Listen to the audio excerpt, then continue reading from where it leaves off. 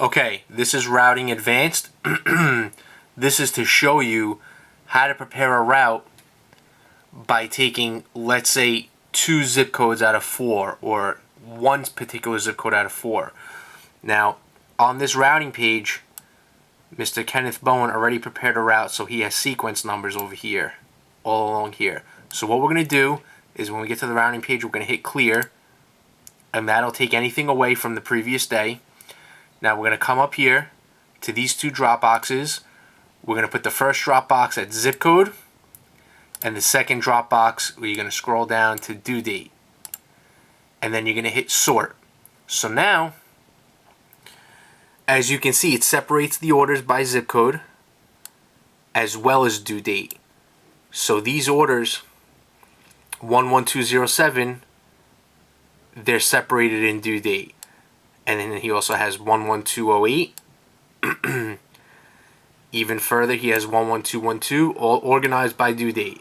Now, let's say today you wanted to do all of 11208, what was due, and let's take 11233. So what you're going to do is you're going to go to the first line of the 11208. You're going to click on the little gray box to the left of the first order, highlight the whole field in blue. Now the first order is due on the 11th. Let's say I want to do everything up until the 11th and 12th. So that's from line number 20 down to line number 31. So now I'm going to click on the gray box, but before I click on this gray box, I'm going to hold shift. Hold on one second. It's hard to do all this. Hold shift. You should already know that process. So I hold shift and I click on the first line, then I hold shift and click on the second line, and I highlight in blue the field that I want to take. So that's all of these 11208s due on the 11th and 12th. Now I come up here, I type in the number 1, and I click move. So what I just did was I moved that whole field to the top. Now I want to take the 11233s in the same fashion. So I click on line number 91, and I'm going to do everything for the 11th and 12th. So that's to here. So that's this line.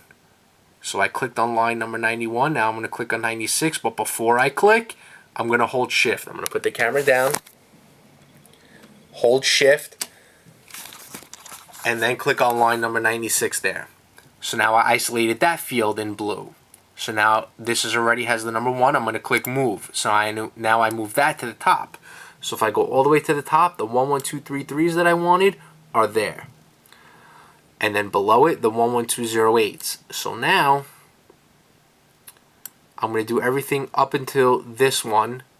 So that's line number 18. So I'm going to click here, highlight that in blue, scroll to the top, and hold shift and click on number 1. Let me do that.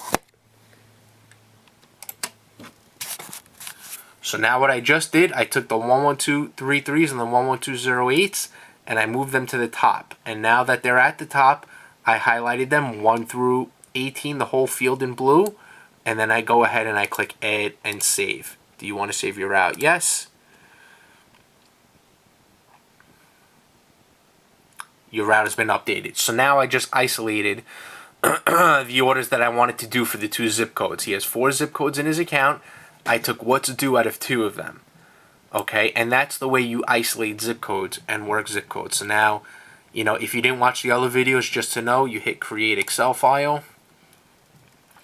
It opens a new window. And then you have to click, you have to find where, sometimes they're different, you have to find the save as. Save it to your desktop.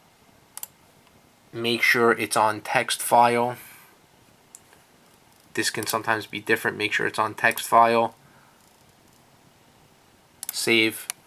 So now it's saved. You can X out of this. Let me back this up. And you should know the rest of the process by watching the other videos. And you import it into your Microsoft Import Data Wizard. Find the file. Make sure it's on text file. Open. And so on. Alright, so that's how that is how you, my friend, right click here, add push pins as stops. Hit the beige car up here so you see the addresses on the side and zoom out. That, my friend, is how you isolate zip codes. Thank you. Have a nice day.